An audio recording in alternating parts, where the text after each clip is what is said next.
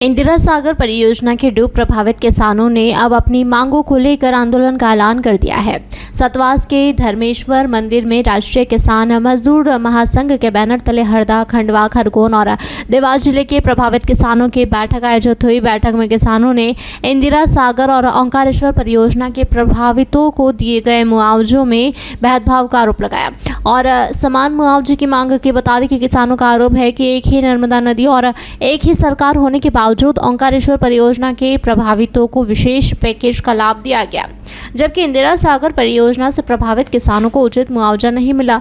किसानों ने हाईकोर्ट द्वारा जमीन के लिए निर्धारित 6,67,582 रुपये प्रति एकड़ की मुआवजा राशि का पालन नहीं किए जाने का भी आरोप लगाया। किसानों की मांग है कि सभी प्रभावितों को समान रूप से मुआवजा दिया जाए और जिन किसानों की राशि लंबित है उन्हें भी उसका लाभ दिलाया जाए। बैठक में निर्णय लिया गया कि 15 दिसंबर को देवास, हरदा और खंडवा कलेक्टर को ज्ञापन सौंपा जाएगा। किसानों ने चेतावनी दी है कि यदि उनकी मांगों पर कार्रवाई नहीं हुई तो नर्मदा नगर स्थित इंदिरा सागर बांध पर आंदोलन शुरू किया जाएगा। किसानों का कहना है कि मांगे पूरी होने तक आंदोलन जारी रहेगा। किसानों ने पुरानी मुआवजा प्रक्रिया को लेकर भी सवाल उठाए। उनका आरोप है कि उस समय प्रभावित किसानों को कोर्ट जाने से रोका गया था।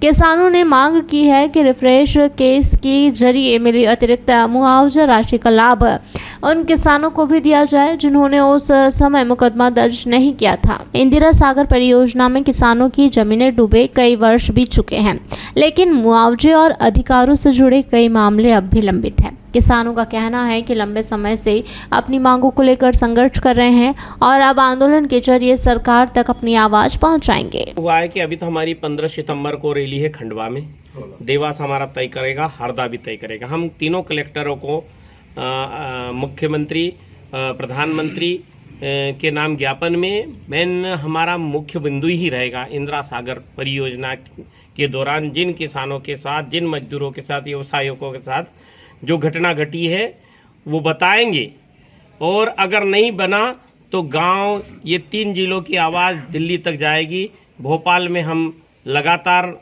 लगे हुए हैं।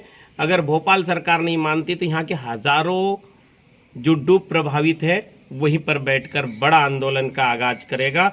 मांगे इस तरह है कि एक नदी, एक परियोजना, इसके बाद पृथक पृथक व्यवहार क्यों? जिस तरह है ओंकारेश्वर परियोजना में, उसमें जो डूब प्रभावित लोग हुए उन्हें मुआवजे की राशि मिली, उसके सामने इंदिरा सागर डूब परियोजना में डूबने वाले लोगों को ऊंट के मुंह में जीरे के समान राशि मिली। और जो राशि मिली है उसमें भी अलग अलग चरण में अलग अलग एकड़ दर से राशि मिली है। सर्वप्रथम जो लोग डूब में आए उनको शुरू में 42,000, फिर 82,000, फिर कहीं अनुदान मिला, कहीं नहीं मिला। भूखंड जो इनको आवासीय भूखंड उपलब्ध कराए गए वो शासन की तरफ से एकदम फ्री थे, लेकिन हितग्राहियों की अनुदान की राशि में से 40,000 से 80,000 रुपए तक की राशियां काटी गई है। एक वायदा सभी से किया गया था बांध बनने से पहले गांव-गांव घूमकर शासन प्रशासन द्वारा कि इस बांध से जो विशुद्ध आय होगी शासन को, उसका 2% हिस्सा हमेशा बोनस के रूप में डूब प्रभावित लोगों में प्रोत्साहन राशि के रूप में बांटा जाएगा। उसका आज तक 1 रुपया नहीं मिला। इसके साथ ही एक बहुत बड़ी विडंबना हो रही है कि करीब 265-70 गांव इंदिरा सागर डूब परियोजना में डूब में आए, उनमें सरकार ने एक गाइडलाइन शुरू में तय कर दी थी जिससे ग्रामीण उस समय संचार की व्यवस्था थी नहीं और वाकिफ नहीं थे। कुछ समय उनने ये कहा था कि दावा आपत्ति किसी को करना है तो कहा जा करे, और जब उस समय सीमा के अंदर जिस गांव से दावा आपत्ति दर्ज हो गई वहां के लोगों को तो आज भी लड़ने का अधिकार है, लेकिन जो गांव वंचित रह गए उस समय किसी समस्या पर दावा आपत्ति नहीं कर सके, आज उनसे कहा जा रहा है कि आप अपना अधिकार खो चुके हैं। मैं कानून के ऊपर उंगली उठा रहा हूं कि ऐसा कैसे कानून की यदि किसी के हितों का हनन हो गया तो वो समय ही निकलने के बाद अपने हित की मांग नहीं कर सके। ये बहुत देवास से ब्यूरो चीफ अभिषेक सोनी की रिपोर्ट।